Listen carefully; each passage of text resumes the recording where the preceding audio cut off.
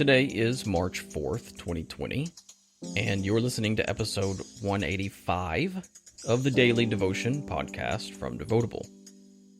Today's devotion is titled The Gift of Hospitality and was contributed by Alexis Newland. For I was hungry and you gave me food. I was thirsty and you gave me drink. I was a stranger and you welcomed me. I was naked and you clothed me. I was sick and you visited me. I was in prison and you came to me. Matthew 25, 35 through 36, ESV. Today I ask, how can you show hospitality and reach out to those around you? You don't need a home or large amounts of money. You only need to be willing.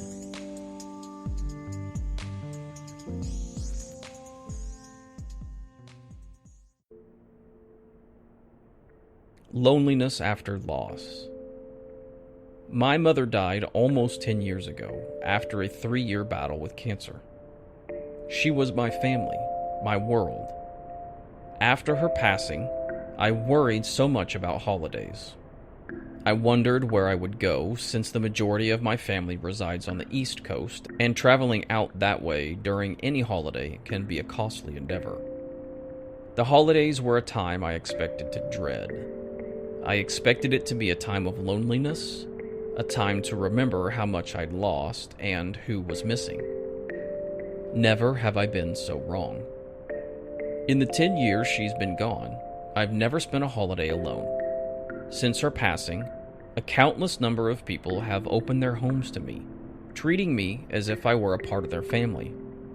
I went from not knowing what I would do to having to try to fit in everyone in one day. Where I expected lack, I was given abundance. The concept of hospitality. To be a guest is quite a humbling experience and a beautiful gift, a true display of Jesus' love for us. Each time I'm asked to be a part of someone's holiday, nothing but my presence is expected of me. I am loved, cared for, fed amazing food, and included. Their hospitality is truly a gift that I cannot repay. However, I can remember to pass it on, and so can you. The concept of hospitality is simple: to be welcoming, kind, and hospitable to others. No one displays this better than Jesus. Jesus takes us just as we are, tired, broken, sinful, and invites us to be with him. One of my favorite examples of the gift of hospitality is Zacchaeus the tax collector.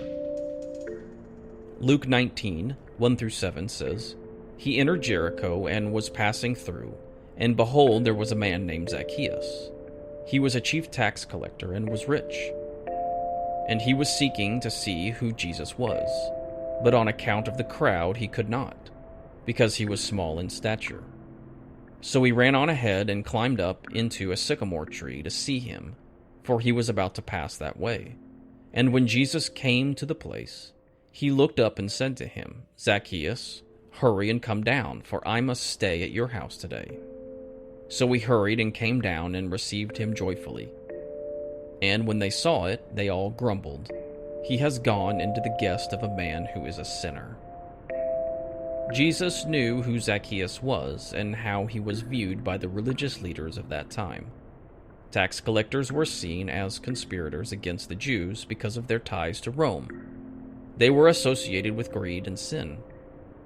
Jesus knew all of this, yet he welcomed Zacchaeus anyway. Because of Jesus' love, acceptance, and hospitality, Zacchaeus repented and was saved. Luke 19, 8-10 says, And Zacchaeus stood and said to the Lord, Behold, Lord, half of my goods I give to the poor. And if I have defrauded anyone of anything, I restore it fourfold. And Jesus said to him, Today salvation has come to this house, since he also is a son of Abraham. For the Son of Man came to seek and to save the lost. How can you show the gift of hospitality? How can you open your home, work, or heart to someone and show them the love of Jesus today?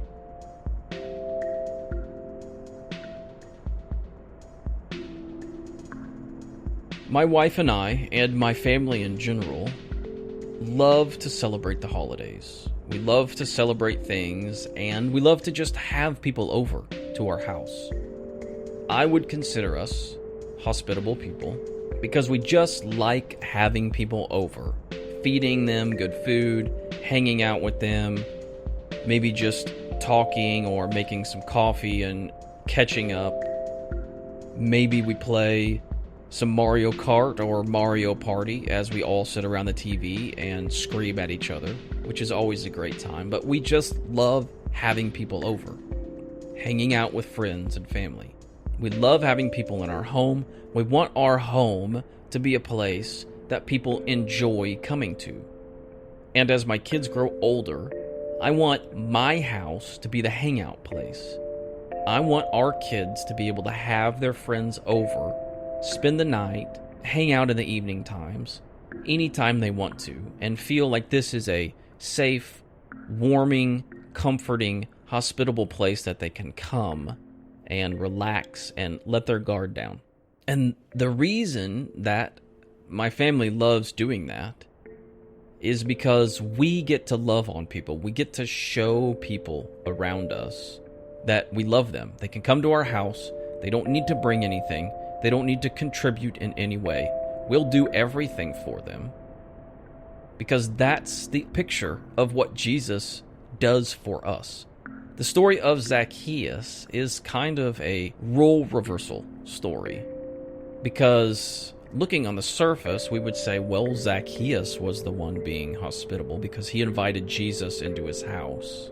But we can also flip that on its edge and say Jesus was being hospitable to Zacchaeus because Jesus ultimately showed Zacchaeus that it didn't matter what role he played in society. It didn't matter what people thought about him. It didn't matter what kind of clothes he wore or car he drove or things that he had or didn't have. Jesus welcomed him anyway. Jesus was so hospitable and welcoming to Zacchaeus that Zacchaeus completely did a 180. He turned from the person that he was. And the Bible tells us that Jesus tells him, today salvation has come to this house. When you are hospitable to people around you, despite their status in society, despite how they look, how they talk, whether they're a believer or not, when we show the love and the hospitality that Jesus shows us to other people, they notice. There is no better way for us to affect people's lives than to show them the love that Christ first showed us, regardless of anything in their lives. How are you showing hospitality to people? Are you going out of your way to make your home a hospitable place where people can come and enjoy and relax? Okay, so maybe you don't have a place where people can come and relax. Are you making your presence? Are you making just being around you hospitable? Are you showing the love of Christ to people as they interact with you throughout the day? Do people just like being around you because of who you are? That's how you can show the gift of hospitality without maybe having a home or a place to go. You don't have to have a home or large amounts of money or anything really, other than the ability to show the love of Christ to people. Like Alexis says, you don't need any of that stuff. It certainly helps, no doubt, to have a home to invite people in, but you don't need that.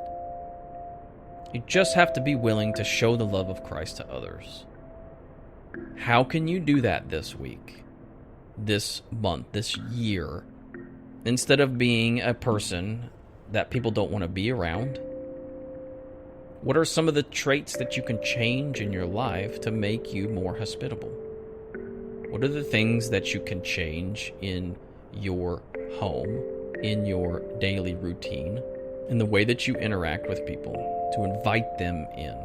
The gift of hospitality is truly an amazing gift, and there is no better way for us to show people the love of Christ than to be hospitable to them. Alexis, another great devotion. She's a great writer, and I would love for you guys to go check out her profile. At the bottom of today's devotion, see how you can connect with her on social media. Check out her website. Go to the devotableapp.com website, go to the About and Contributors section, and search for Alexis Doolin, or if you're in the app, click on her profile picture, which will take you to her page to find out more about her.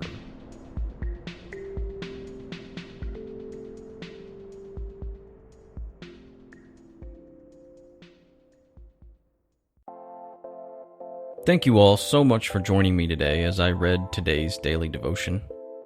My name is Landon, and I'm the creator of Devotable. I know there are a lot of great podcasts out there that bring you closer to God each day, but I am truly honored that you chose to spend the last 15 or so minutes listening to me and one of our amazing authors. It really does mean the world to me. If this is your first time listening, maybe you're interested in learning more about Devotable and what we do. Well, we're a collection of writers, bloggers, and authors who team up and create daily devotional content that does three things.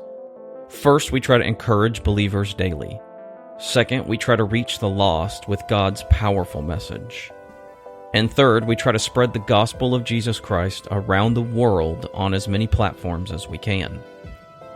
If you're interested in helping us or contributing to Devotable in any way, you can visit our website at devotableapp.com/contribute. There, you'll learn about the opportunity to write for us or to partner with us via our Patreon page and much more. Speaking of Patreon, now is a great time to partner with us. As a partner, you get special access to perks and discounts online, a special look into what we're doing before the public does, and exclusive access to our books and devotions that we publish. Also, as of February 1st, we've opened pre-orders for our second book titled Prayer, Approaching the Throne of Grace, which is a 26-week devotional and journal on prayer.